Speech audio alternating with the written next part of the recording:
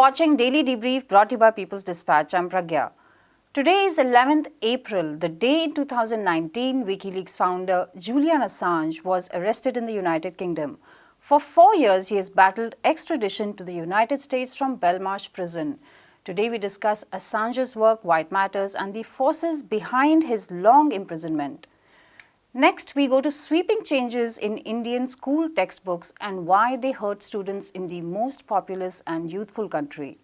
Our final segment is on sports, the US House resolution that closes the door to participation in sport for trans and intersex women and girls. Julian Assange took refuge in London's Ecuador embassy in 2012, but even after sexual assault charges against him in a Swedish court were dropped, his ordeal did not end. He's been fighting extradition to the US for allegedly having leaked government secrets. His continued persecution relates to revelations made in 2007 by WikiLeaks that told the world about United States' misdeeds during the Iraq War.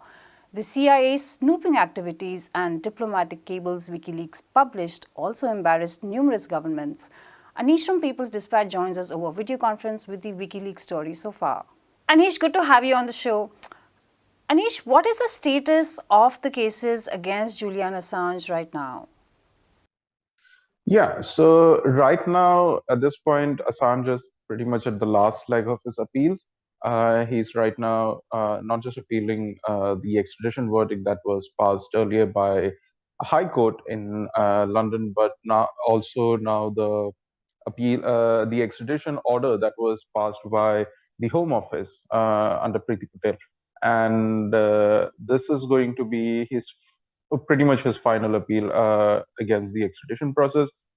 He had filed the appeal last year, almost a year ago, and he filed a perfected grounds for appeal in August last year. So pretty much things are moving at a very snail's pace at this point.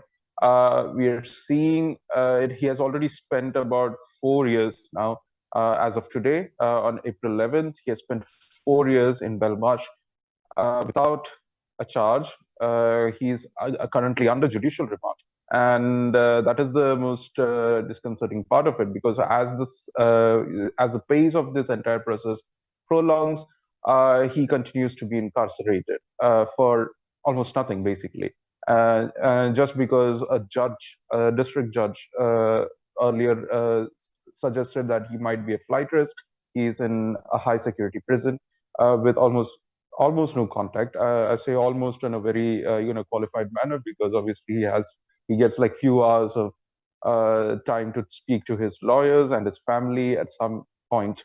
So this is where things are right now. It is essentially punishment by procedure in the UK, where he is without charge. He's only fighting extradition, and if he's extradited, there's another entire process waiting for him in the United States, which will be far more prolonged and more punitive in many ways. Right, Anish. Anish, what explains the fact that this prosecution, this whole trial has gone on for so long? Well, it's difficult to explain exactly how, because we've seen one thing we need to understand is that this is a sort of hounding that has gone on for multiple administration in the United States. It began with Obama. A lot of the so-called evidence that the prosecution in the U.S., which is the Justice Department, has put forward while trying to seek for extradition, was based on the kind of material that they gathered during the Obama regime, and a lot of these data, this evidence that they've pointed out, whatever has been revealed so far, it's still a closed document, it's still a closed procedure. So whatever we know so far is that it's based on a falsified testimony. The prime witness himself had admitted to having falsified this testimony to avoid being prosecuted back home, and be based on very vague definitions of what whistleblowing is, what what kind of acts would be considered as prosecutable or or would be considered as punishable under the Espionage Act, the very controversial act, which has never really tried to punish any publishers to begin with. So this is also the first time that a publisher is being punished, but the US government insists that he is not a publisher, that WikiLeaks is not a publisher or a journalist.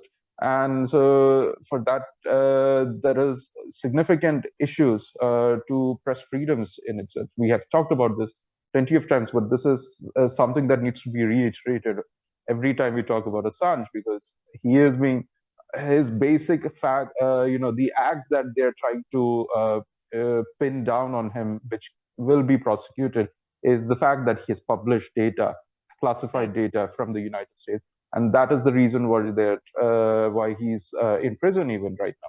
So that is one part of it. There is the other aspect that there has been no change in the kind of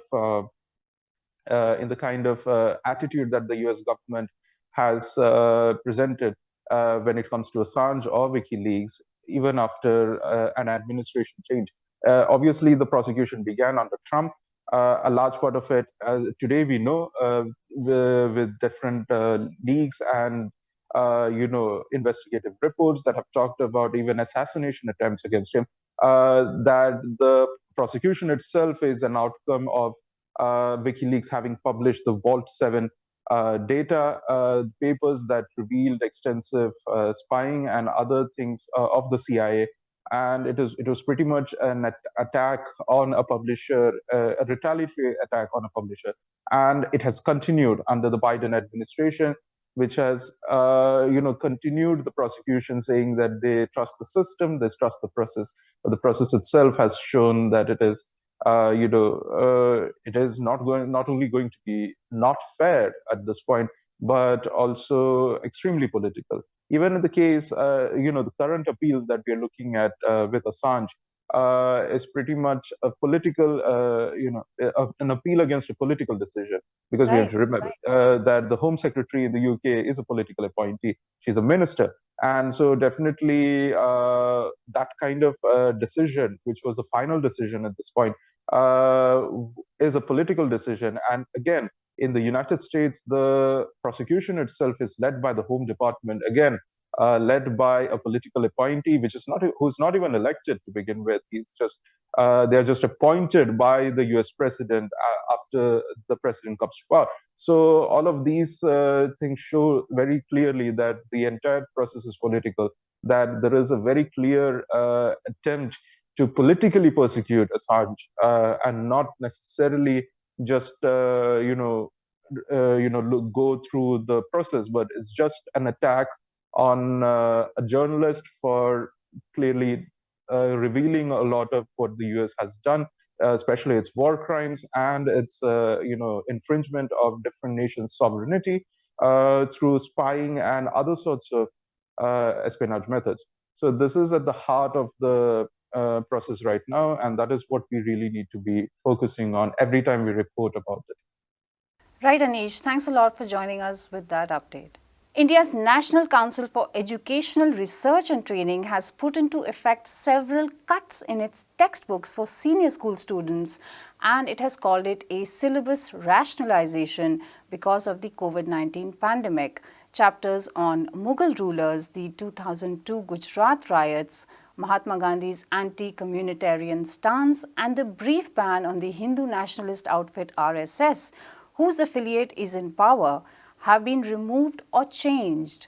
The national body says the deletions will reduce the learning burden on students, but critics say they suit the government's anti-minority agenda. We speak to Nilanjan Mukhopadhyay, well-known journalist and author, on the implications of this rewrite. Nilanjan, great to have you on Debrief today.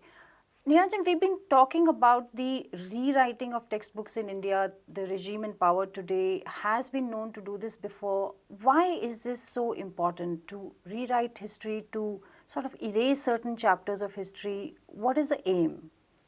Before getting into the erasure of history and political science also, let me very briefly try to tell you that India has a centralized curriculum system especially in the school level. So uniformly, students across the whole of India study the same course, study almost the same textbooks. Okay. So if you are able to specify, you will study only this in your course and your textbooks will only contain that. So you restrict what a child learns in school. So this ability to restrict and emphasize on what you want the child not to learn and what to emphasize on, if this is determined, then I think you are essentially leading to a future citizenry which has a very narrow and blinkered vision of the past and of our contemporary world. So the politics of the control of curriculum and textbooks is something that we have to understand. We have in India two major bodies. One is called the Central Board of Secondary Education, which is actually supervising the curriculum and the examination of schools across the country. You have an organization called the NCERT, which is National Council of Education and Research Training, which essentially writes textbooks for school children. That is how it has operated for several decades. So the CBSE decides that what is to be studied, and the NCERT produces those textbooks which are there only in the course of that book. Last April, there was obviously, this is not something which has happened in India only since 2014, but it has been going on for several decades. This has been the system. So we have a certain existing curriculum framework and a certain set of textbooks. In April 2022, this government, in order to propagate its version of Indian history and its version of contemporary Indian politics, which is covered in political science, made certain key changes in the curriculum, which included removing certain parts of Indian history and also certain very important black spots in India's contemporary democratic structure. Right. The biggest problem which this government has with Indian history is that they want to erase what is called the medieval era because they want to present it as a Muslim era. And they want to say that the golden period of India was the Hindu period. So they want to study only the Hindu period, and they want the students to believe that the Hindu period is the most important and the golden period, and the medieval era was one of slavery. So we need to erase it from our history, and also it leads to a lot of prejudice against the Muslims in contemporary India. When they erase chapters which have information and analysis of the medieval era, where a large number of kingdoms were actually ruled by Muslims who came from outside India, and this is not that they were coming to India for the first time. Right. India has had people coming from outside for thousands of years. Yes. There's actually, if we actually start looking for the indigenous people of India, we'll possibly go back to what are called the tribal people of India. Everybody else has, some way or the other, people who have come from outside. Yes. So everybody is a foreigner that way. But only the Muslims are treated as a foreigner by the Hindu majoritarian government which is there in power at the moment. So when they want to erase these, they are also erasing a large part of Indian heritage. Besides history, two very important episodes which are black marks in Indian democracy post-independence, after India became free in 1947 from British colonial rule. One was the assassination of Mahatma Gandhi, the apostle of peace in the world, possibly the most famous Indian that you can talk about. So Gandhi's assassination, key chapters related to it have been tampered with. Important sentences which identify the assassin, which talk about the politics of the assassin, have been erased and deleted. What could be the reason why pick this particular assassination and this assassin to remove parts of what their identity was? Mahatma Gandhi had a certain vision of India. That vision of India was opposed by the people who assassinated him. It might have been actually one person who fired the gun, but he was backed by an entire organization, an entire body of ideology which went decades behind. Right. We don't have the time to get into the details. Gandhi's India said that it is going to be a country where people of all religions, Hindus, Muslims, Sikhs, Jains, Buddhists, Parsis, everybody would stay and everyone would have equal rights. And this is Those who assassinated him right. felt that this is a country primarily of the Hindus. Everybody else is welcome to stay here. But if they want equal rights, they have to consider themselves also as culturally Hindus.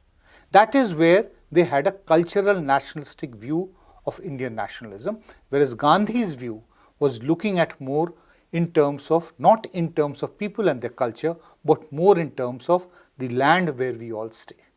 And this is what the ruling regime wants students to learn, not the composite idea of India where all religions have a place, but one where the minorities, in particular the Muslims, have a junior space or a reduced space to be themselves. Exactly. This is what these textbooks in years to come, if they continue to be taught and if they are not changed by a future government, if and whenever it comes into power, then it is going to lead to a situation where the future generations are going to end up learning a very distorted view of Indian history and politics.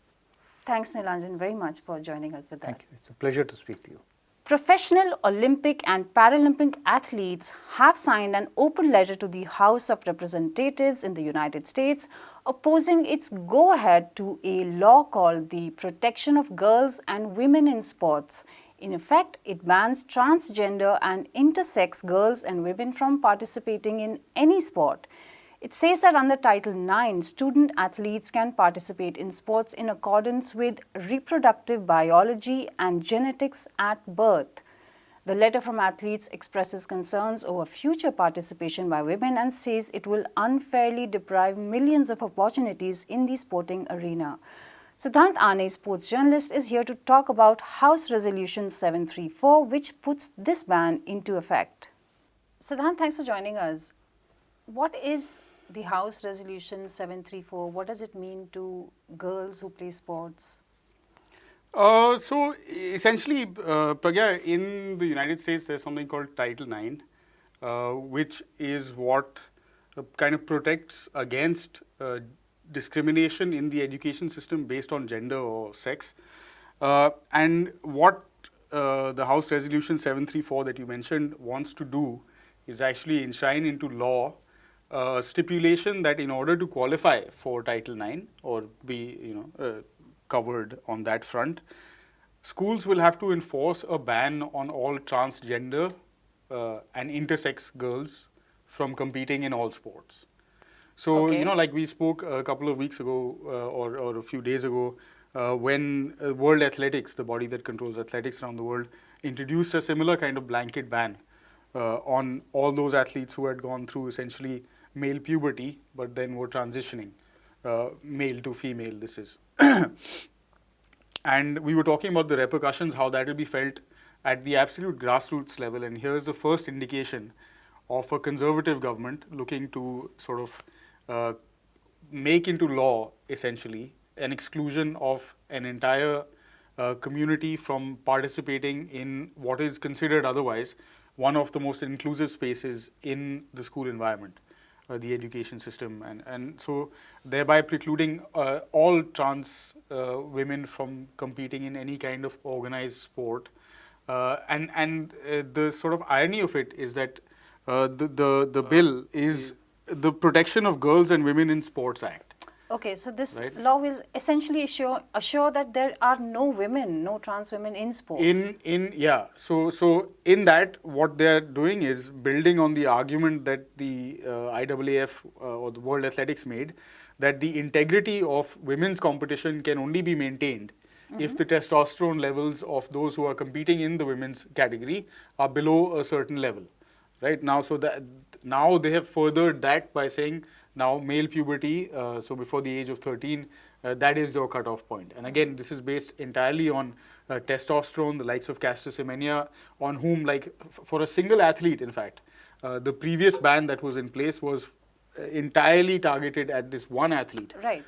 To keep them from competing in any race between 400 meters and 1500 meters. right? So now that has been expanded to a blanket ban, and we are seeing how this will affect not just athletics but all sport, in fact, across the board, team sport, individual sport, perhaps even non-contact sports. Right. So it's Is- going to have a far-reaching impact if it does become law. Is this in response to something, or is it just gratuitous? The US committee thought that, okay, this is the way to go. Yeah, so like we were talking about the timing of World Athletics' announcement of the new sort of blanket regulations, there seems no particular sort of timing motivation for this, except that in certain states in America, there is already rampant transphobia. We've seen in the state of Tennessee, for example, where that tragic school shooting happened just recently, where legislators, instead of looking at gun control, are looking at banning drag shows and TV time for drag shows and restricting the rights of the trans community. So that's the kind of political narrative or battle of political narrative that is currently going on in the US. We know, of course, that they are heading towards an election cycle. So all these things assume far greater importance when it comes closer to a presidential election. I want to read out a bit from actually an open letter that has been signed by a number of American athletes, professional athletes, Olympians, Paralympians. And again, I should mention that since this is being, it's like a gun being fired off the shoulder of women, because it's the whole Absolutely. language is being the way it's being framed is that it's to protect women who compete in sport. So it's notable that most of the signatories on this open letter, which was sent to the legislative directors of the House of Representatives, are women who have competed at various elite levels, and they are saying that if this bill passes, transgender and intersex girls and women throughout the country will be forced to sit on the sidelines, away from their peers and their communities. Furthermore, the policing of who can and cannot play school sports will very likely lead to the policing of the bodies of all girls, including cisgender girls. All right. And therefore, you understand how that cascades into making it like very all clear kinds that- of barriers to all kinds Right. of participation and so on and so forth. So they're basically making it very apparent that they think of this as weaponizing the rights of women Yeah. to achieve completely different goals. Absolutely, 100%. Thanks for joining us, Siddhant. And that is all we have for today. Thank you for watching Daily Debrief. Do come back to us tomorrow. You can visit our website for more People's Dispatch stories and watch our regular updates on Facebook, Twitter, and Instagram.